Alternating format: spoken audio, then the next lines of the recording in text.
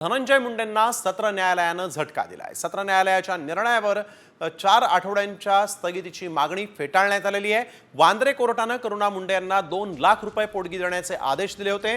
उच्च न्यायालयात निर्णयाला आव्हान देण्यासाठी स्थगिती मागण्यात आली होती। तर करुणा मुंडे आणि धनंजय मुंडे यांच्यातील संबंध हे लग्नासारखेच असल्याचं कोर्टानं नमूद केलेलं आहे। दोघांनी 2 मुलांना जन्म दिलाय। हे एकाच घरात राहिल्याशिवाय शक्य नाही असं निरीक्षण सत्र न्यायालयानं नोंदवलं आहे। करुणा मुंडे यांना 2 लाख रुपयांची पोटगी देण्याच्या वांद्रे कोर्टाच्या निर्णयाला धनंजय मुंडेंनी आव्हान दिलं होतं।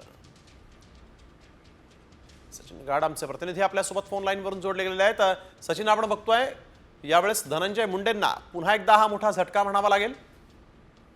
नक्कीच आपण बघितलं की सत्र न्यायालयाने देखील धनंजय मुंडे यांची याचिका फेटाळून लावलेली होती आणि जो दंडाधिकारी न्यायालयाने 2 लाखांची मेंटेनन्स देण्याचा प्रस्ताव दिला होता तो इकडे त्यांनी योग्य ठरवलेला आहे। एवढंच नव्हे तर या निर्णयाविरुद्ध उच्च न्यायालयात दाद मागण्यासाठी धनंजय मुंडे यांनी 4 आठवड्याची वेळ मागितला होता, मात्र तो देखील आपण बघतोय की सत्र न्यायालयाने फेटाळून लावला।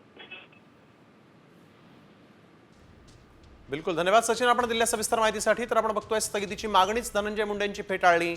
वांद्रे कोर्टानं महत्त्वाचं निरीक्षण नोंदवत मुंडेंना हा झटका दिलेला आहे।